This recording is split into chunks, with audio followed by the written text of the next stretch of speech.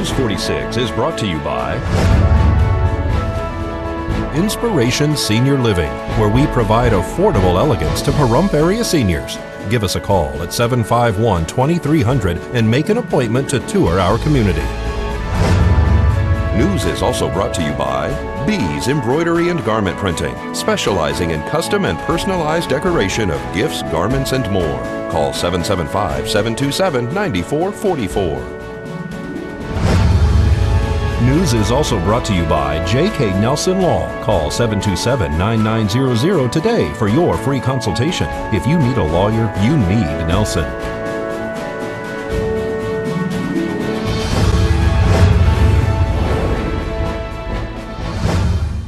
Tonight on News 46, Inspirations holds a fraud seminar. The superintendent of the day tours KPVM, and a junior golfer needs your help to compete internationally. News 46 starts now. You're watching KPVM News 46 with Monique Mitchell. Local coverage from Deanna O'Donnell.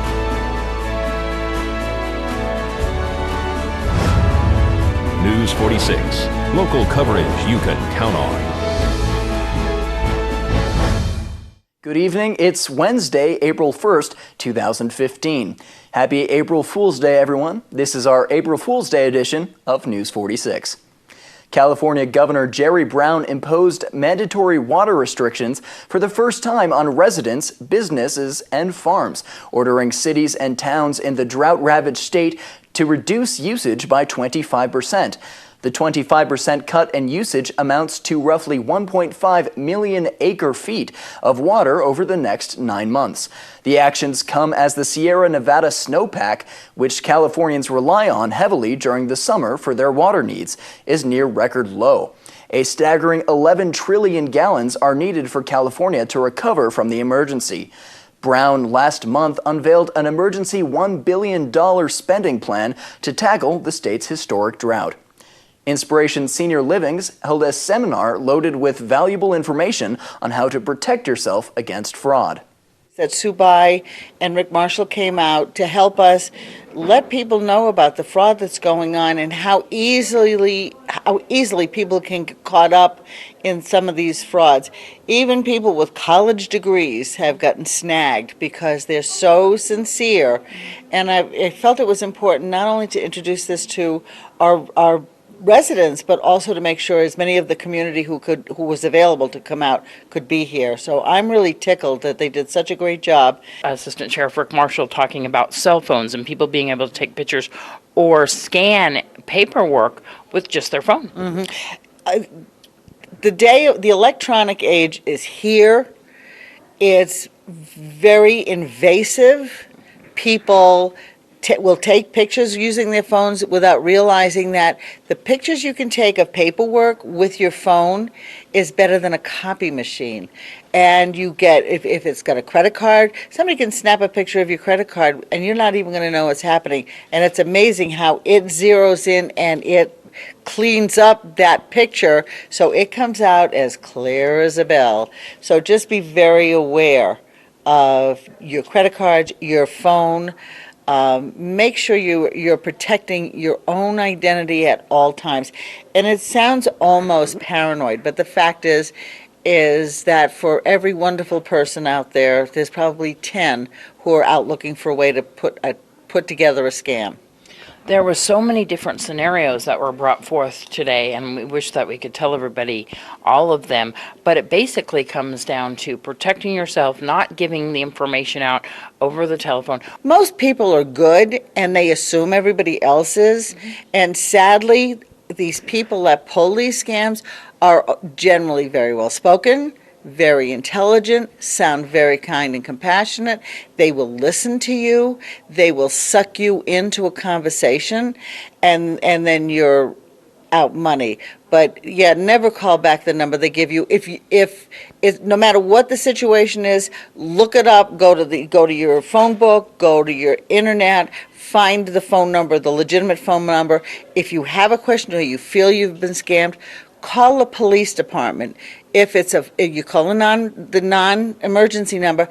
If you feel it's a federal offense, any interstate, intercountry, that's a federal offense. You can call the fraud division of the FBI. Just the more people who do that, the more likely we are to stop that particular person from doing it to someone else. The superintendent of the day for Nye County School District took a tour of the KPVM and K-ACE Country Radio studios yesterday. The fifth grader requested the tour of our facility after she won the competition. I had to reach 4 million words, and I accomplished that. Well, I read Harry Potter and the series of unfortunate events, and I really like those books. And they have a lot of words in them, too. I want to become a bioastronomer or a lawyer. One of her interests was to take a look at the TV station, so that's what we set up today. We've got quite a schedule for her. And just learning today, driving from Mance Elementary School to here, that she had an aspiration of being an attorney. I quickly called one of our school board members who's an attorney and got him to come to lunch with us today, along with board member Floyd. So we'll have two school board members with us today, one being an attorney, so she gets an opportunity to have conversation with one of the attorneys that's in our local area too. We're very proud of that. So you wanted to come to the TV station more? Because I thought it would be fun to learn how you shoot. I think the soundproof rooms were really interesting, and how you edit the films that you take. That was really interesting.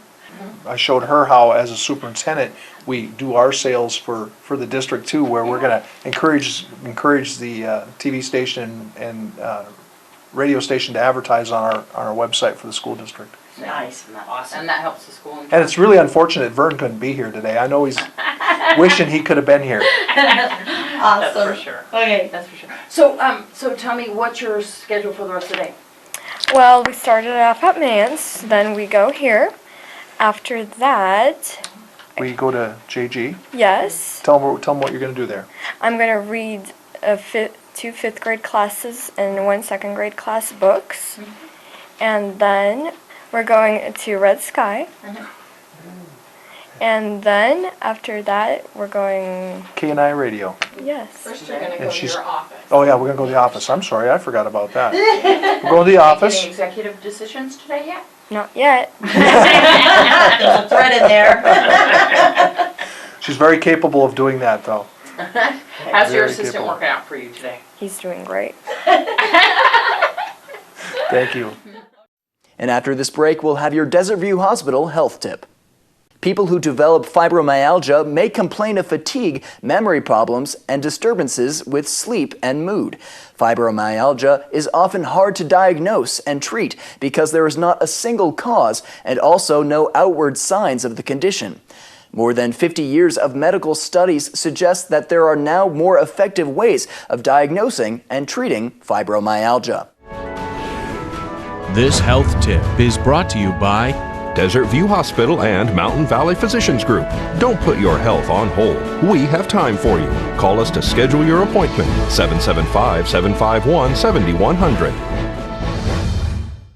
You can't outwardly see that there's anything wrong with someone with fibromyalgia. They've often gone 10, 15, 20 years going to different doctors with pain in different areas of their body. Fibromyalgia patients are more likely to feel that pain throughout the musculoskeletal areas, but can also have headaches, pain in the jaw, abdomen, and bladder.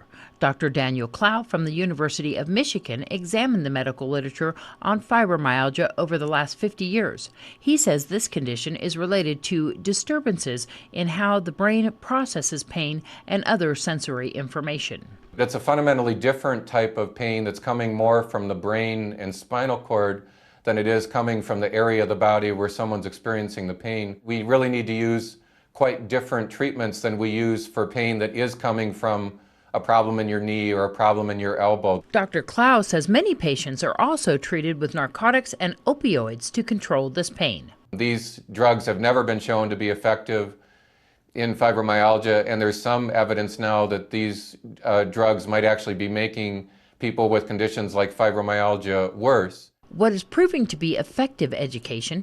About half the risk of developing fibromyalgia is related to family history and physical and psychological stress. Symptoms often start in children and young adults and can also affect men. Treatments include behavioral therapy and exercise like yoga and Tai Chi. Also, in the last 20 years, 3 specific medications have been approved to treat fibromyalgia.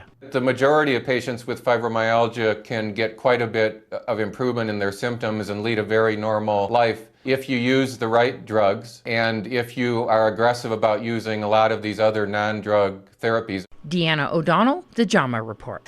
Fibromyalgia is the second most common rheumatic disease behind osteoarthritis and affects between 2 and 8% of the population. Arkansas Governor Asa Hutchinson says he does not plan to sign the religious freedom bill that sits on his desk right now, instead asking state lawmakers to make changes to the bill so that it mirrors federal law. The first-term Republican governor said he wants his state to be known as a state that does not discriminate but understands tolerance. His decision comes in the wake of an uproar in Indiana, where Governor Mike Pence has faced pressures from businesses, sports associations like the NCAA, and popular culture figures to backtrack on a similar religious freedom law he signed last week.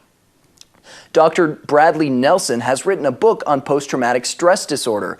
For a limited time, you can get a copy of the book for free. I wrote a book called The Emotion Code, How to Release Your Trapped Emotions for Abundant Health, Love, and Happiness. And it's about how to get rid of our emotional baggage. And so we find that it actually works really, really well with victims of PTSD. So tell me a little bit about yourself. Well, I've been a holistic physician for 25 years. I practiced for 17 years in a brick and mortar practice. I left practice in 2004 to write this book, The Emotion Code, because I learned when I was in practice that our emotional baggage is the single biggest underlying common denominator of our pain, our physical pain, our emotional pain, our diseases, our self-sabotage, depression, anxiety, phobias, panic attacks, and PTSD. So true, isn't it? How does a person go about getting rid of emotional baggage? Well, you know, to understand how to get rid of it, you first need to understand a little bit about the body. The human body is really just an energy field if you get right down to it. Quantum physicists have been telling us that for over 100 years. If you look at your hand, for example, it looks pretty solid. But if you magnify your hand 1,000,000 times, you're looking face to face with a single individual atom. And if you could look inside that atom, you'd see there's really nothing in there but empty space and energy. So that's really what we are. Well, we know that we can measure thoughts electronically, and emotions as well can be measured. And it seems that different emotions are different levels of energy or different frequencies. Bottom line is what happens is when you're feeling an intense emotion, that emotional energy that you're feeling, that vibration, can become stuck in the body, so that later when that event is over, you're still feeling the effects of it. It's still going on. It's almost like your body gets stuck feeling that emotion. But one of the things I want to point out is that you don't have to be a combat veteran to suffer from the effects of PTSD, although the most serious forms of it we see usually in combat veterans. But if you've been through a divorce, you're probably suffering from some PTSD because you have baggage from that. If you've been abused as a child, if you were bullied, if you've been through some kind of a difficult work situation, or if you've had family members that maybe have had difficulty or died, you're suffering from emotional baggage. And that is the underlying cause we're finding now of PTSD. So it's a more universal problem than we thought. In the Emotion Code, what we do is we teach people how to actually find that baggage and get rid of it. And it's a really, really simple process that is simple enough that children can do it. We have a free place where you can get it. Actually, you can get it obviously on Amazon.com or at Barnes & Noble and other bookstores. But I have a free offer for you as a viewer. If you want to go to emotioncodegift.com, you can download the ebook for free and also the book on audio for free, at least for right now. So go there today and get it. And it's totally free. It's a $67 value, but I don't want there to be any kind of a block in the way of your viewers being able to get this book and start reading it and start practicing it. To find out more about you, do you have a website? Yeah, you can go to healerslibrary.com, HEALERS library.com. And we also have another website at drbradleynelson.com. After the break, we'll have your entertainment this week.